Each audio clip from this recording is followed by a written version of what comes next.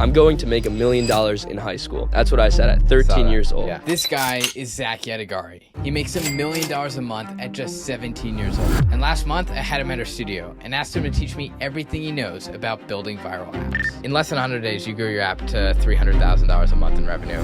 How did you do that? We have a few systems in place with influencer marketing. I think How have you been able to balance school, but also building out really successful businesses? I would find the classes where I didn't need to pay attention. I would program during them. After getting my homework done, stay up late coding. What have you figured out about building businesses and making money that others haven't? Distribution, 100% is where the advantage lies. What are your ambitions? To be up there with Elon Musk. I have a secret to tell you. This show has been blowing up lately, and it's only going to get bigger. So if you want to be along for the journey, hit the subscribe button down below, and I'll promise you that we'll keep bringing on better and better guests every time to bring their insights to you. Thank you very much, and enjoy the episode. We're going to delve really deep into the company you're building today, which is the one we're here to talk about, CalAI. That company is generating, I think, now over $1 million in monthly revenue. But before we do, I think early context is really important here. One of the companies you started before that in 2022 was this company called Totally Science. So tell me more about that business. Give me the full context and picture. What was going on behind the scenes, and how did that business end up getting acquired for six figures? Cool. So to paint the picture, this was right after quarantine. People were returning to schools. Schools gave Chromebooks out to every student to reduce contact. Students obviously abused this. They started playing games during class. However, I noticed that students would have multiple tabs open. They would have like 5 tabs, a different game on each tab, because all of these unblocked games would be on these obscure websites and scattered all across the internet. So I saw the opportunity to aggregate all of these games into one site. I called it Totally Science. I built that in about a week after identifying the opportunity, shared it to a few friends in my school. It very quickly spread to everyone. That made me realize, wow, this has something in the app space we call K-factor growth. So basically just word of mouth. It spreads after one person sees it, they will share it to one or more people, which essentially leads to very quick growth. So then I posted a video on TikTok, which got 100,000 views. The next video got 1 million views. And very quickly, it started spreading all across the country to different schools. 1 or 2 people per school would pick it up. Then it would quickly spread throughout the rest of the school. When you were building these apps, you were building them at a very young age. I know when I first started to learn how to code, I was like, at that age, I was learning how to code like some sort of Flappy Bird game or something very basic and simplistic. How did you learn how to code these more complicated like websites and games and build those out at such a young age? YouTube. That's the answer. I just binge watched YouTube videos all day. And what were some of the processes that you would do? Is it just watching the videos and then you take notes and start practicing, or like walk me through that process?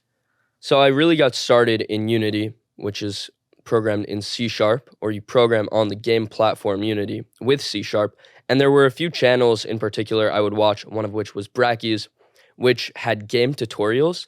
And I would just watch his videos all day. It was entertaining to me to watch him code, and similar channels. I didn't even follow along with the videos, but just purely consuming so much content every day, I eventually started picking things up and learned to implement the same type of game mechanics myself. And it started out with a lot of word of mouth. Why'd you call it Totally Science? That seems like a interesting name to start the company. Yeah. So Totally Science was the name to bypass the school blocking filters. If I named it something like Games Hub, that would have been picked up and blocked immediately. So doing this, it was categorized as educational. Schools didn't detect it. We also added a button on the keyboard. If you hit the tilde key, it would automatically redirect you from our website to Google Classroom. So if teachers were walking by, you could quickly switch tabs. And these small things really helped it stay unblocked in the classroom. How did it feel when, I guess, you coded out this website, you're sitting in class, maybe there's like 20 people in the classroom, and then you might see somebody else who was a classmate on your site. How did that feel? And so that's really when I realized the magic moment of why I love to do what I do. Seeing someone else use something and enjoy what I made, it's such a rewarding feeling, and it inspires me to work harder every day. I will go back, though, to the question about the games that were made. And I'll say most of the games on Totally Science were not my own games. We actually took all of these games from other sites and had these weird methods to scrape the games, scrape the data, throw them on our site, which the legality of it all is questionable, but I was a pretty young kid and it all worked out. Okay, so you're growing out this website. You eventually get to 5 million users pretty quickly. How did it eventually get acquired? Yeah. So after 2 years, I had so many new ideas of what we could improve upon, what we could build, how we could take this site to the next level. CoolMathGames, that was the website that had been popularized a decade before ours. That was the go-to unblocked games website. Everyone knew about it. I wanted to beat them. I had gotten in contact with the CEO and spoke to him. I knew what numbers they were doing, and I didn't think it was too far off, that in a few years, we would be able to beat them. So that was my mission. That was my goal. And in order to pursue this, or at around the same time I was pursuing this, I was also getting more closely into the startup world. So I started networking with different founders. There was this Y Combinator co-founder matching platform that I would be reaching out to people on. And I hopped on this call with this one guy. He was telling me he built this chat app. It was kind of like Telegram. It had a few million users and was making him a few $1,000s a month. It's like, wow, that's really cool. It sounds just like Totally Science's story. He told me he found it in high school too. It's like, wow, that's just like my story. And then he told me his age. This guy was 25, and that's all he had done. He didn't go to college because he pursued the stream. However, the website or his app had stagnated. It did not go anywhere. And that scared me. I did not want to be like this guy, not going to college and being a one-hit wonder, this kid who had so much potential in high school who didn't go anywhere. So I decided to burn the boats. I didn't want to fall into the same pit. I let go of that dream to beat CoolMathGames, and I decided to look for the next product to build. That led me to reading a bunch of TechCrunch articles, and I saw Nikita Beer's app Gas, which was just a rebrand of a previous app he built, TBH. I thought this was crazy. For those who don't know, he built the same app twice, essentially sold both of them for millions of dollars, and this just made crazy news, the fact that the same exact app just built it twice. And so I was inspired by that. I wanted to get into the consumer app space. I did more research. I started reaching out to people on X, and I got started building my first apps. You want to beat CoolMathGames. Why did you have such this ambition and drive to take on like a company of that size at such a young age? What are you running towards? It really did feel like I was just up against this behemoth of a company when I was first getting started. However, actually connecting with the CEO on a phone call made me realize I'm not so different than that company. At the end of the day, they are just people, and people can be beat. Before that, it seemed like they were this being that was this big company, no face attached to it. But now seeing something tangible, I realized how achievable the vision was. I will say, when I've sat down through the podcast with either CEOs or executives or even founders of massive companies, I used to glamorize it a lot more, the brand and what they've built. And then I sit down with them and then I realize, yeah, you're right. They're just people. And I think if you put in enough time, work, and research, basically anyone could figure that out. What was the acquisition process like? How did that go? And how did you negotiate a 6-figure deal that young? When I decided to abandon ship, sell, and move on to the next thing, I listed the website on flippa.com and waited a few months. I got a few offers, weren't ones I liked. Finally, I got a good offer, or at least something closer to what I was looking for. It was probably just under $100,000. And then I sent him something. I was doing some quick negotiations on text. To be honest, I just wanted to sell quickly because I was so discouraged by the person I spoke to on the phone. So didn't even do as much negotiating as I probably should have. But I'm happy with what happened. I sent him a text saying like, okay, if we just add 10K to this, we close right now. After the sale, I sold off some of the extra domains that we had. It landed at just about $100,000.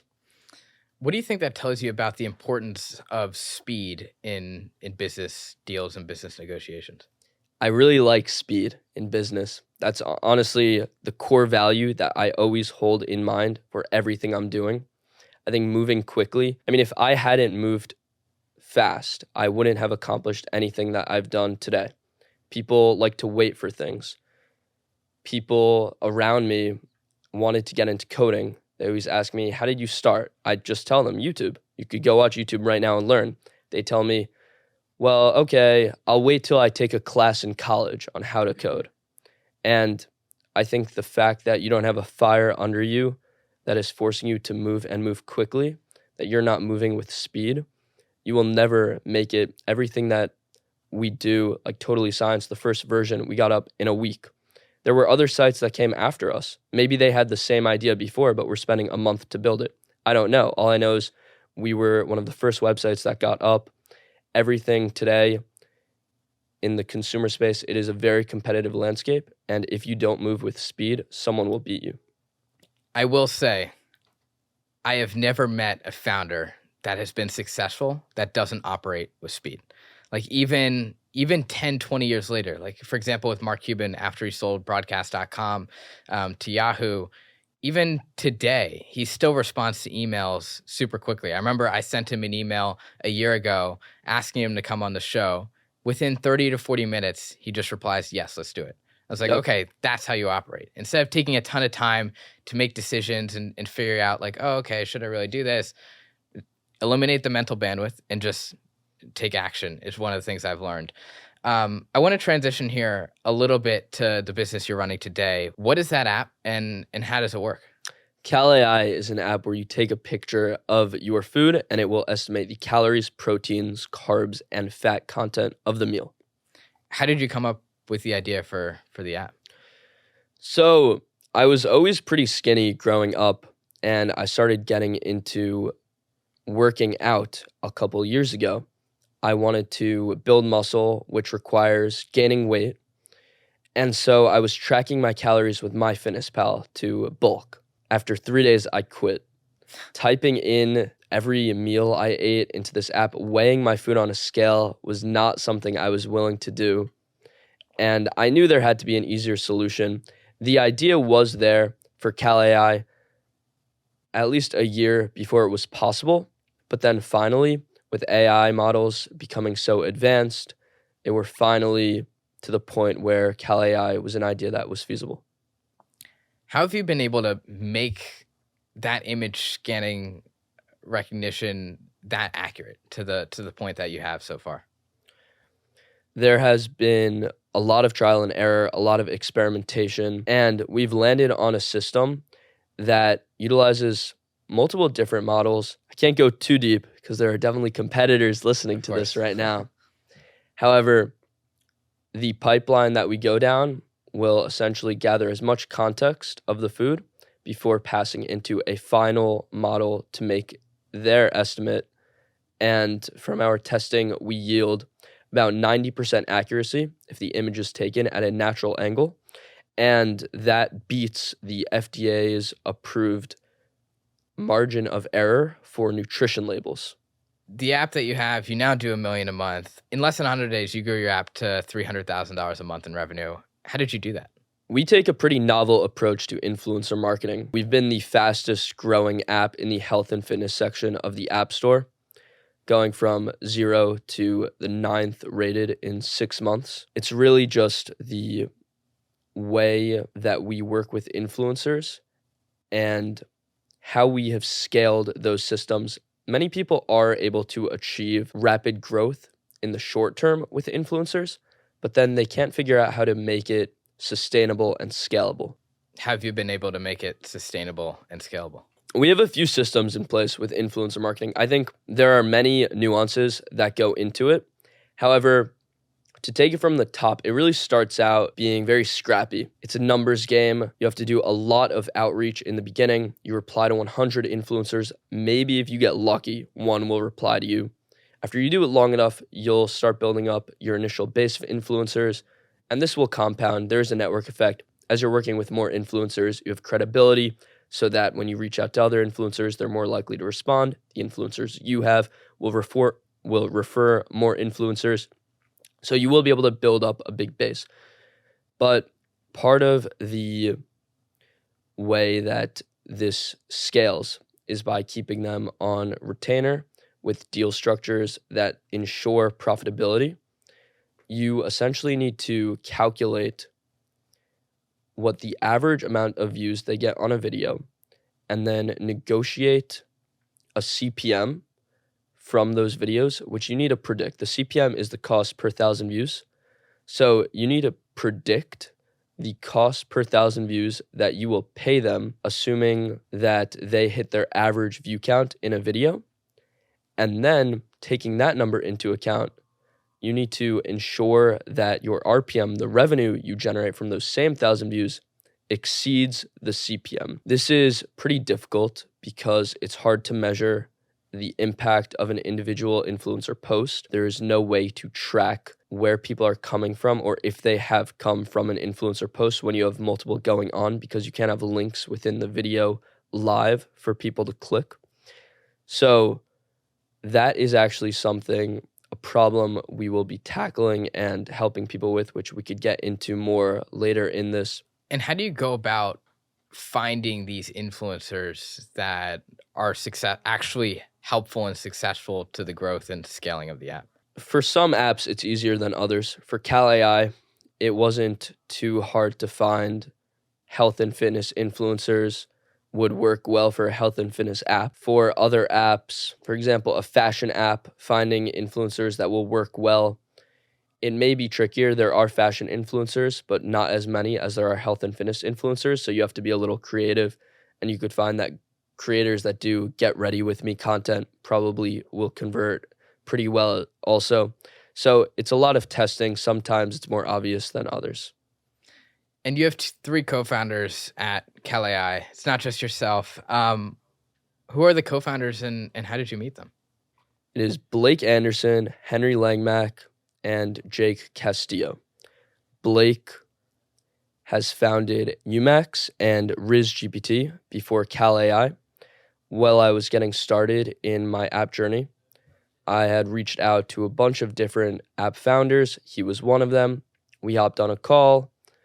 And then a few months after that, we founded CalAI together. Before meeting Blake, Henry Langmack, he and I met at a coding camp when we were 10 years old. We stayed in touch. He moved away.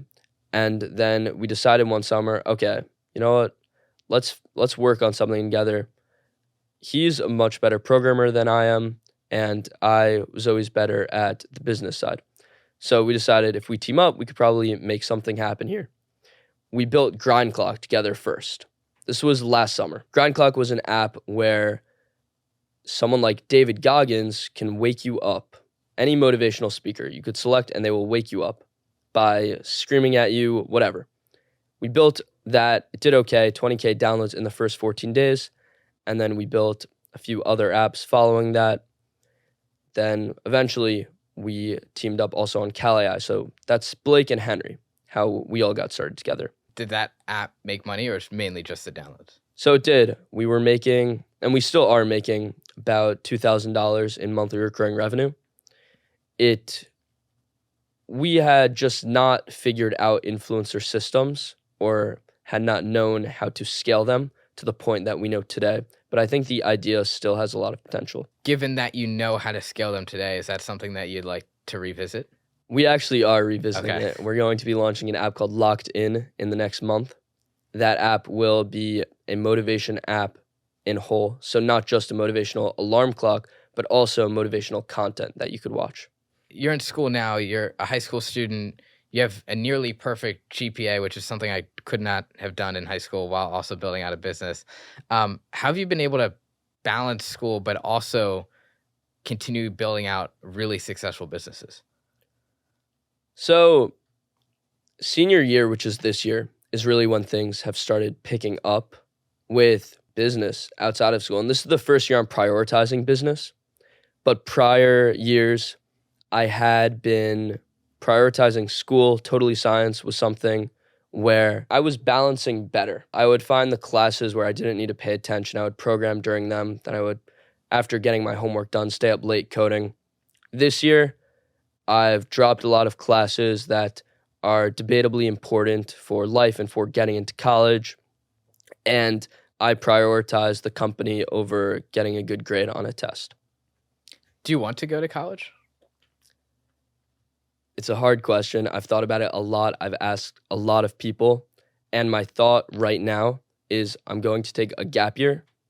If I get super depressed because my social life sucks, then I'll probably go to college. If things work out, if I'm able to find other young entrepreneurs or even older people that I could still relate to, then I think I'll stick it out and won't go to college. I will say, I think if you have something that you're passionate about, whether that be a passion project, a business, whatever it might be, I think a gap year is something more people should consider taking, but not a lot of people do because of the external pressures, whether that be parents, friends, put on you as a high school student. But I definitely think it's something more people should explore. You actually haven't raised any capital for the business you're running today, and most of the businesses that you've ran. Why so? I feel like there's this misconception that to build a business to the scale that you have to raise like millions of dollars, go out to Silicon Valley, get term sheets, but you've built this all off the backs of yourself. Why so? 100%. I think people definitely do feel that way, that they need capital in order to run a business successfully. And I think that takes away a lot of urgency. If it's no longer your money that you're dealing with, then failure doesn't seem as disastrous. This is pretty much exclusively advice for consumer. I think you only need to raise capital if only at a certain scale you will be able to profitably run the company. So that's something like Instagram, where only until you have millions of users can you serve ads that generate enough revenue to sustain everything. For something like CalAI, if it's not working immediately, it's probably never going to work. And so you only need $1,000 to figure out if the idea is feasible. I will say, even when I started my company in February of this year, like you said, only needed the $1,000 for like lawyer fees and to create up the LLC. And then after that, I tried to hop on some sales calls with some founders to see if I could sell what I was actually building. And signed a client within a week, and it was like a small retainer at that time, much smaller than what we do now, but it was like $2,500, and then I just used that money to then actually deliver the service and made a profit from that. So I think, yes, it's very different because it's more agency focused, and I think with agencies you can get paid up front, whereas in other types of businesses you kind of have to build out the product first and then see if it works. But I do think you're right. I think there are much easier ways to validate ideas than going straight into raising capital. Definitely. A lot of people also, they'll spend a year building something before validating, before launching. That's also something I strongly advise against. And many other people say the same thing, because that could just be a year completely wasted. This goes back to speed. You need to quickly get something out. Once you get something out, then validate it. It doesn't need to be good by any means. The first prototype for CalAI we developed in 3 weeks, launched it, got feedback. This is a book I think every founder should read. It's called The $1 Million Weekend by Noah Kagan.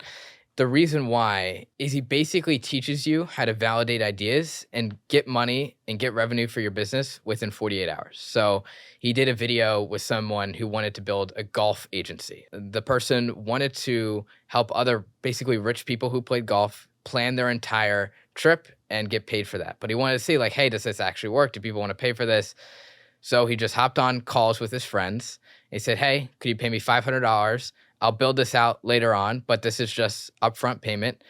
And if you like it, we'll build this out. He collected a few $1,000s in 2 days and was able to end up building out that part of the company. But there's very easy ways to validate ideas that I just think not a lot of people really think about early on. Going back to CalAI for a second, how did it feel when you reached $1 million in monthly revenue at 17? So this was a couple weeks ago. It's interesting.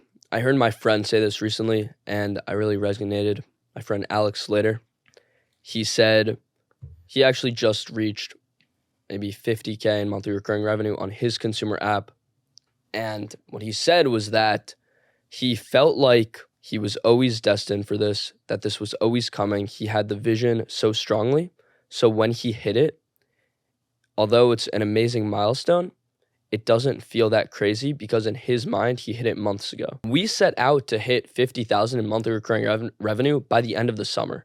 So we completely exceeded our goals, my expectations, and hitting $1 million, it's almost surreal. It feels like this whole thing is a video game. Part of it is that we've reinvested everything back into the company. So I haven't seen any cash myself yet. And because of this, it's like, okay, it's just numbers on a screen. I'm clicking some buttons. It's like Minecraft Skyblock or any of these other simulators where there's economies built in. So we'll see what happens. I will say how you phrase it is pretty accurate. I remember when we first hit like $10,000 in revenue, probably a month or 2 months into the business. That was like the goal I had to do like 3 months in, and we did it like a month early. And I remember looking at like our Stripe dashboard and like ogled at the number for like 3 seconds, and I was just like, okay, now how do we get to like 20,000, and how do we get to like 50,000 a month or whatever the number is? And I think you fantasize a lot about it in your mind about how can you actually build this into fruition. Then when it comes true, then you're just like, okay, well, what's the next milestone down the road? And then you just stop thinking about what's currently there. One of the things I've noticed from really successful founders and entrepreneurs and even people in general is that the larger the mission or the goal, the larger the sacrifice is as well. What's the most difficult thing you've had to go through as a founder, and what have you had to sacrifice? I've definitely sacrificed a lot of family time and time with my friends. The entire summer, I spent it in San Francisco with my co-founder, Henry. Being a 17-year-old living with my parents, this is the last year where I will live with my family all together so close. And then I move out, I go wherever I'm going, potentially California, and I will only see them less. So I am always working, locked in my room. Last night, my friends all went out to do something. I did not partake. And these sacrifices are definitely necessary to keep the business moving as fast as possible. And it is something I've thought about. What am I optimizing for? Should I be optimizing to have the most balanced life, a good business, a good family, good friendships, or should I optimize for just going all in on one, which I think is potentially necessary if I want to excel to the levels that my ambitions drive me to. What are your ambitions? To be up there with Elon Musk. I really enjoy working with and being around founders and people who have incredibly high goals. One of which is this guy named Brett Adcock, who he runs a company called Figure now. And I think they're like a multi-billion-dollar company now, but they're basically, if you've ever seen Tesla's autonomous robot, I don't know if you got to see the demo, he's building something similar to compete with Elon. And he previously built another company that he scaled and sold. I think people like that who are able to go against, like, for example, when you're in high school, it was going against CoolMathGames, and now it's going to try to reach the level of Elon Musk or whoever it might be. I think there has to be some level of a combination of delusion, but also high ambition and high work ethic, because otherwise I think without those three components, I don't think it's really possible to build something to that scale. Yeah, I agree. What do you think are some of the things that you've tried to scale with CalAI, or just things in the business that you tried that didn't work? And what did you learn from them? So recently, I launched an app called Screenshot. The idea is like you're scrolling on Instagram, you want to know something your friend bought or that an influencer is wearing. So you screenshot that, you upload it to the app, and then it will tell you where to buy it. Launching this app and then running a few influencer promos for it, quickly realized that the intent to pay was not as high as the intent for previous apps I'd built. And so because of this, the influencer promos were not profitable.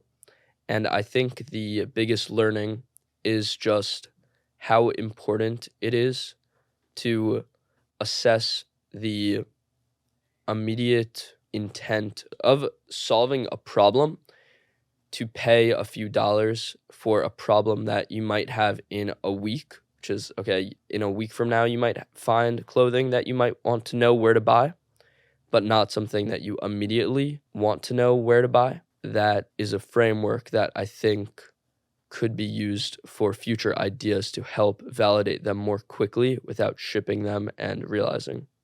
I know a lot of VCs that now try to refrain from investing in consumer because they think it's just so difficult to actually build a company that can scale. And there's like a whole graveyard of companies now that try to start in consumer and failed. And it's technically much easier, I think, to start a B2B company than try to get mass adoption and scale for a consumer company. What have you figured out about marketing and building businesses and making money that others haven't, or other consumer founders might not have? Distribution 100% is where the advantage lies within everything that I'm doing within my companies. Everyone always says that the bottleneck for their company usually just is distribution when it's a consumer company. Finding developers that could build a good product is pretty easy at this point if you're willing to pay their costs. However, distributing the app is difficult. I've said recently on Twitter that I've never met a head of growth for a company that's actually helping lead growth to any point that is helpful. Otherwise, they would go found their own companies. But the way that we do things with influencer marketing, it's just allowed us to scale in 6 months what people usually can't do in 3 years when launching apps. Taking all of these learnings, we will actually be soon launching a platform which will be called Viral Tech. And it will bring all of the internal tools that we've built out for influencer marketing into one platform, which will allow people to achieve similar levels of growth. Talk to me a little bit more about that B2B SaaS platform that you're building, Viral Tech. Why build this type of platform instead of continuing focusing on just building apps of your own? It's kind of the notion of don't sell or don't go chasing the gold, instead sell the shovels during a gold rush. There will be more and more people realizing how to work with influencers pretty soon. So we may as well just, instead of keeping it secret or continuing to, reveal all of the secrets and then help people basically achieve that success to the maximum scale and then be the company behind it, fueling everyone and allowing everyone to be as successful as possible. Who do you want to help the most? I think many early stage startups who want to get off the ground, indie hackers, and potentially late stage companies as well who want to run influencer marketing or find new marketing channels, at least profitably. A lot of big companies, they do influencer marketing. However, they mainly go for mass exposure online, brand awareness campaigns, which are very hard to measure and usually aren't profitable in the end for these brands. But if they used similar tactics to the ways that we've been doing for CalAI and then just increase the scale, they should find profitability at the micro level and be able to achieve massive results with the budgets that they have. I have a couple of closing questions that I end every interview with. First off, what's your greatest failure and what did you learn from it? My greatest failure? That's a good question.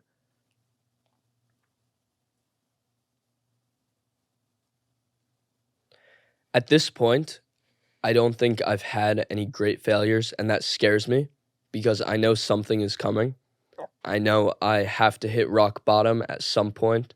And right now I am currently building momentum, essentially 10xing what I've done the previous year, every year. And I don't know how long this will last. At some point, I do expect to completely bust. But for now, things are moving in a good and promising direction. By the way, do the kids at school know about what you're building and how successful it is? Most do not. Some have recently started to pick up a sense because some of my tweets, which have gone viral, some students from school have found out about them. But no one really knows the full extent. Why do you keep it quiet? I try to be humble. I try to stay grounded. It's definitely something hard when you go to networking events and everyone's saying, wow, this kid genius. Everyone wants to talk to you. But I don't really feel that way, like I am some genius. I just think I'm working really hard. I think I could be working a lot harder. And part of it is not to boast intentionally. Another part is that I just don't think it's what I want to speak about yet. Like at a certain point, the success will be something I want everyone to know about. But at the stage it's currently in, I don't think it's something that I want to necessarily establish as like my one thing or my legacy. I've been in meeting rooms and conferences where maybe somebody would bump into me or somebody knew about the podcast and what we built and then would start telling other people in the conference room or networking event or whatever it might be. And then people come up to me and they're like, oh my God, you've built this cool thing. You've interviewed so many cool people. And you're right. It's like very similar. I try not to talk about it too much. And then I also realize I don't really like to talk about it a lot. And I think I found out that I personally get a lot more joy being like one of the dumber people in a room and just being able to ask a ton of questions and just understand how people have done things that I haven't yet than trying to tell everybody everything that I've been able to do. It's just not as fun. Charlie Munger has a cool quote. I forget exactly how he words it, but I think he says something along the lines of, it's a lot more fun to learn about the things that you don't know than tell everyone about the things that you do. And I think that really applies with some of the really smart people I've met. Yeah, I like that quote. Couple last ones. What's the worst piece of advice you've ever received? So many things, like people saying, if you don't go to college, you won't be successful. I know so many people who didn't go to college, they're unsuccessful, and there's so many people who did go to college and they are successful. You have to go to college. These are like people in my family, friends, relatives, whatever. And any advice in general that is that definitive, but specifically for this college situation, I don't think is good advice. It's horrible advice, in my opinion. Most things are nuanced. Most things, it's really depending on someone's circumstance. So I despise when people give black and white pieces of advice. What's one rule you live by that most people don't? It's a good one.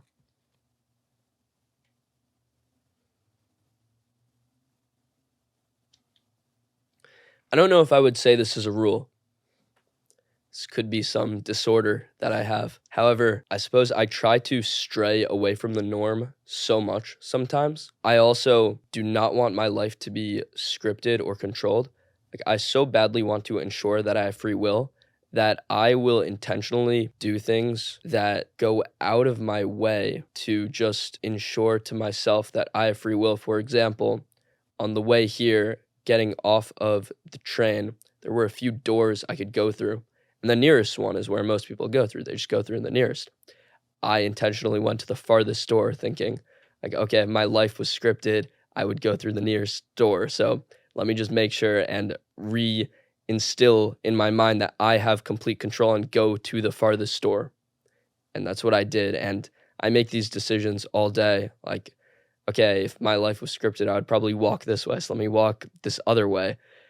I don't know if this is good. It could be something terrible, but it kind of just enforces my control over myself. I guess actually going into control over myself, I don't drink or do any drugs.